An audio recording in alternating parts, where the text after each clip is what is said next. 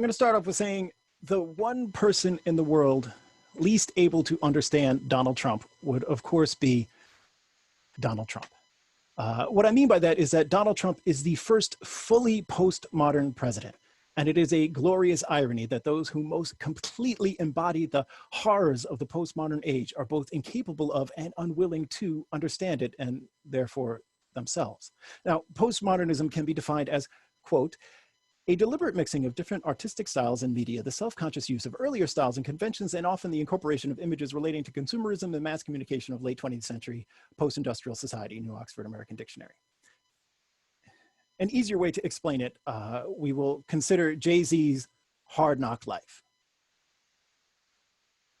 The song takes from an existing work, Hard Knock Life, from the musical Annie, and the sample fits perfectly. Its nostalgia appeals to those of us who grew up with the soundtrack. Our good feelings for the musical are automatically added to the song. Entire careers have been built on getting the listener or viewer to think, hey, I remember that.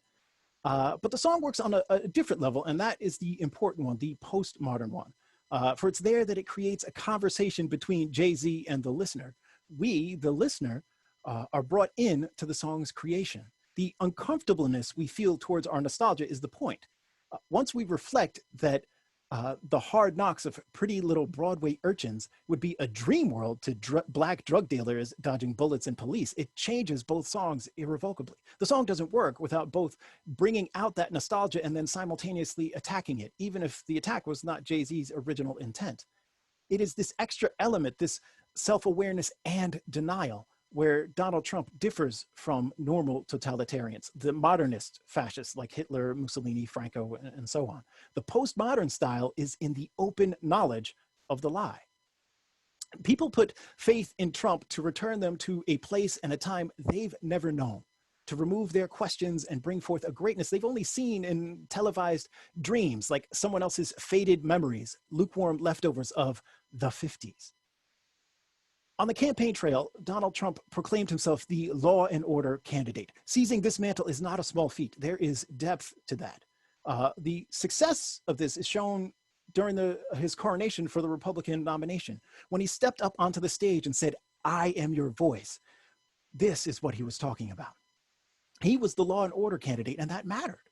Now, Donald Trump is not someone, he does not strike me as a person who actually believes in laws, or at least in their applicability to his own life. So how does he become the law and order candidate? Now, throughout America, the concept of law and order is sacred. As the quote Melody Red said, there must be in-groups whom the law protects but does not bind, alongside out-groups who the law binds but does not protect. Now, this is the point of Trump at a rally saying, if you see somebody with a tomato, knock the crap out of them. Or after a Black Lives Matter protester was kicked and punched by the crowd when being removed from a rally, Trump said on Fox News, maybe he should have been roughed up because it was absolutely disgusting what he was doing. And to Trump and to the crowd and to the host he was talking to and to the greater audience he was speaking for, to all of them, what the protester did was absolutely disgusting. By protesting the rally, he was threatening law and order, not by breaking laws, not by disrupting order. It is because Black Lives Matter dares to disrupt the belief that that crowd was once again the in-group, that they were protected, and even more, that they deserved to be protected. It is because Black Lives Matter challenges happy days. Okay, so as the 1970s ended and the 1980s began, Tuesdays in my home and all of my friends' home were given over to happy days, right? The sitcom born of the 1970s, but set in the 50s. For those who don't know it, it's like that 70s show, but way bigger. I mean, it was everywhere. I used to sit frozen in front of the TV and listen to it speak of times and peoples from, as far as I was concerned, the far off ancient past. And it showed happy days. Even the show's spiritual sibling, the play and movie Grease, showed only as much grease and dirt as could be scrubbed off for the rousing closing number. Compared to Watergate, radios blaring disco, movies portraying Death Wish, the influx of heroin and the rise of hip hop and crack and AIDS, these images fed a desire to return to happy days. This is the root of Make America Great Again, of Trump and of our current moment. MAGA is nostalgia remixed, a sentimental longing or wistful affection for the image of the past. It is about the desire to return to better days rather than actual historical times. Now, willful blind ignorance that longs to return to the past, that's not a new thing, but it's where this ancient tradition meets with our postmodern era that a new horror begins to unfold. The everywhere nature of technology and generations raised on the constant presence of technology have together eroded our ability to look back with fresh eyes. Once we've seen Daniel Day-Lewis as Lincoln, it's kind of hard to imagine Lincoln as Lincoln. Where Trump changes the game is the use of the media to broadcast the openly honest dishonesty of his appeal. MAGA is not reaching for the 50s as an actual thing. This is because, to paraphrase Jean Baudrillard, the 50s did not take place. Now, clearly the years 1950 through 1960 happened. There is both historical record and still living participants, but the 50s never happened. I remember being stunned in high school to realize that the Montgomery bus boycott and so many of the thrilling and terrible black and white images of protest and retaliation were set in the 50s during Happy Days. To me, a mixed race kid growing up in post-civil rights Jersey suburbs, the 50s were sock hops and doo-wop, drag racing and white picket fences, jukeboxes playing rock and roll, Ricky catching Lucy red-handed in her latest wacky scheme. The riotous music of Charlie Parker, the fury of Rosa Parks, and the evil of Joseph McCarthy did not exist alongside that world. They couldn't. The phrase, "Make America Great Again," implies a previous greatness, but it never bothers to state exactly what that is, or more importantly, when that was. Putting a date on it would open MAGA to the absolutely disgusting actions of rally hecklers and the like. The appeal is not actually the 1950s or any time period. The appeal is that feeling of safety the viewer felt in the painful reality of the 1980s, retreating to the peaceful dream of the 50s. It's not even the image of the thing, but our memory of enjoying the image that appeals. The image we see in Happy Days is one where the right people were protected and the right people were bound. And as a result, everyone was happy. That is what the 50s means. And that is the greatness that MAGA seeks to restore. An essential part of postmodernism is a rejection of definitive truth. But while postmodernism questions whether or not there is an objective truth, Trumpism is the complete rejection of any relevance to the question. Trumpism says that if there is no one truth, then therefore there is no truth. And because there's no truth, there can be no lie. And also, since you were going to lie anyway, you can't really get mad because I did it first and better. Trumpism is truthiness without shame. Now, it's vital to keep in mind that Trump is not some leap from civility that some Democrats would prefer to portray him as, but the ultimate end product of, as Steve Bannon once said, flooding the zone with crap. The goal is not to convince the media in order to use them to convince the public. The goal, as William Burroughs would say, is to bring everyone and everything down to his level, to degrade and simplify the audience. The news is fake news. The science is fake science. If, as Ta-Nehisi Coates argues, Trump rode the fury following Barack Obama's terms in office to become the first white president, he's also a desperate reaction to our last modernist president. Obama leaned into his image as professor, and his willingness to use facts and reasoned argument to attempt to win over both the public and his opponents can be seen as admirable. I would argue that Obama's biggest weakness was his belief that he could sway those who increasingly owed positions of power, not to resistance to his policies, but solely to the opposition of the idea of him. This is because Obama viewed and confronted the world through an old-fashioned, rational Enlightenment lens. We can be enraged by his use of drones, but we can't say that he didn't examine all options before making a decision on the use of drones. This belief and reliance on facts and fact finders is weakness to Trump. Everything is built on the promise that Trump will keep that in-group safe, protected, that he is the lawman strolling through the neighborhood, keeping it all in order. This is the reasoning behind Trump's resistance to more extensive testing for COVID-19. As he said, in a way, by doing all this testing, we make ourselves look bad. Looking bad is the ultimate failure, not killing people. What is actually happening is not as important as what Trump can say is happening. And testing would only provide clarity, so it has no use. If we declare COVID to be over, then it's over. The fact that Trump and everyone who comes in contact with him is tested daily for coronavirus shows that he both understands the benefit to testing, but also the need to appear strong and healthy. It is all that he has. The paper, The Federalist, argues, quote, "The image of the president matters, and that's why today President Trump should not be wearing a face mask in public," end quote. That a publication with such mainstream conservative legitimacy and political power would make this case is damning, though not surprising. To them, what Trump is doing, quote, is projecting American strength and health at a time when strong leadership is needed. The important thing to note is the use of the word projecting rather than, say, providing. Trump was elected because of image. He had no legislative accomplishments to brag about, and his financial background is murky at best. He understands that his place in power is contingent on presenting that image of the one who stands for law and order, which is itself a constructed image.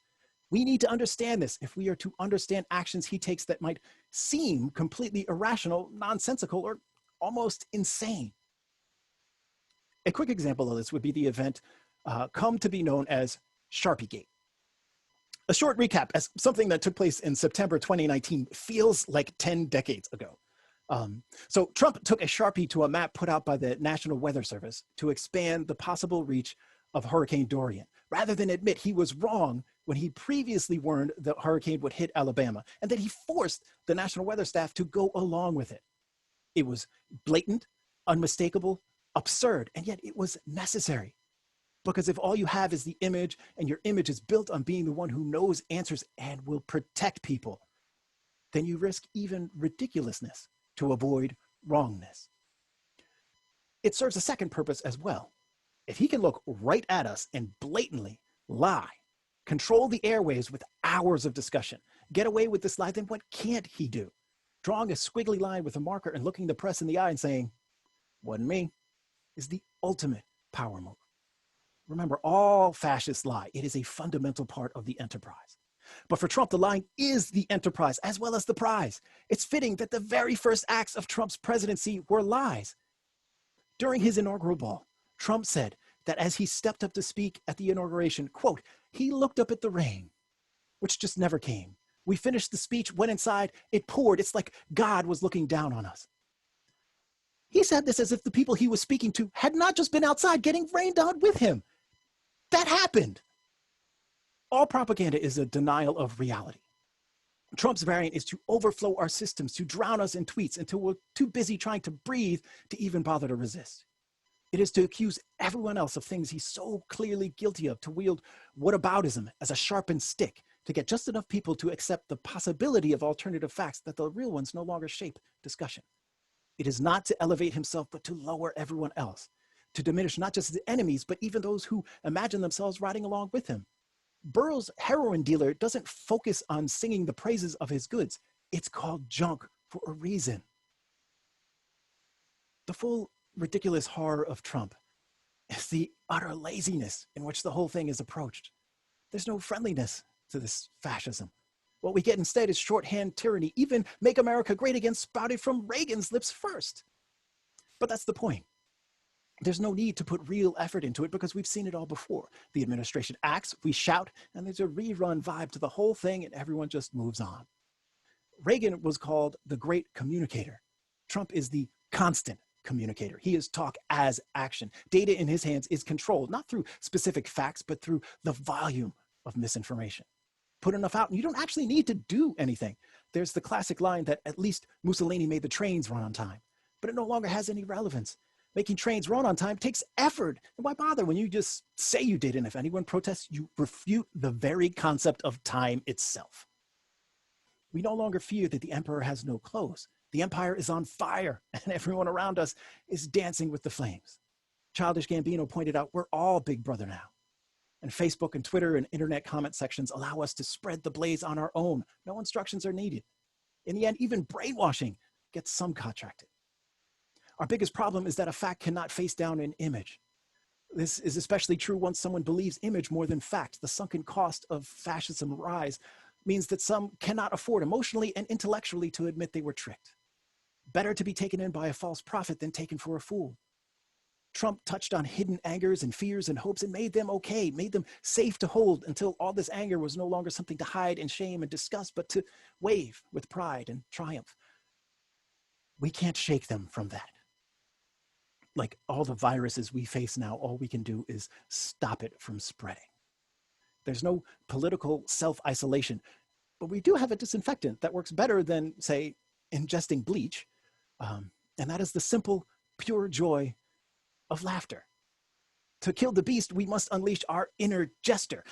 I don't mean to fight lies with lies. For one, they are too good at lying, but more importantly, we don't actually need to. There's a reason why when The Simpsons years ago wanted to show the worst possible timeline, they went with President Trump.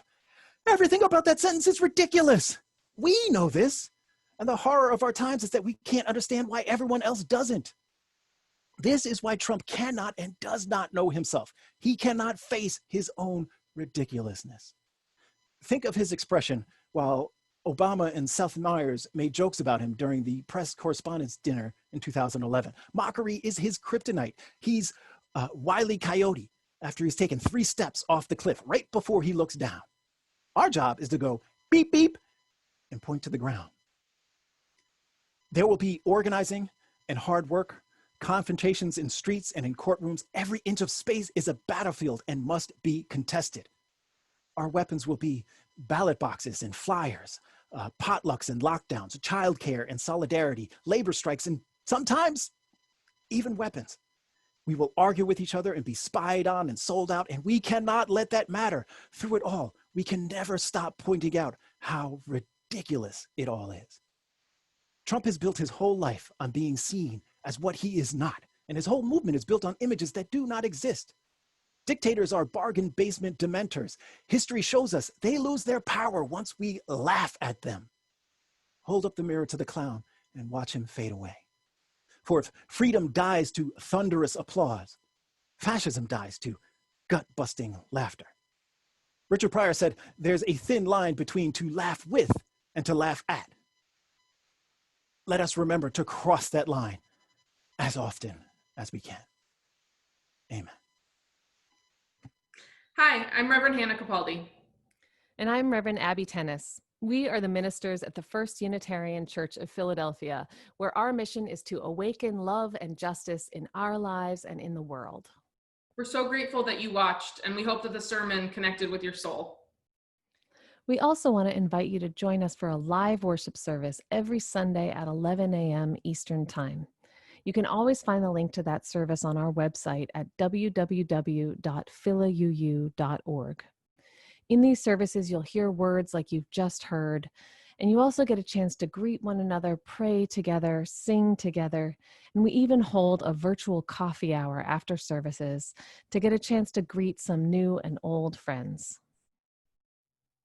If you want to support the mission of this community and you feel moved to give, you can do so by going to the website that Reverend Abby just mentioned. You can find that link below, or you can text 215-709-5095 and follow the prompts to give.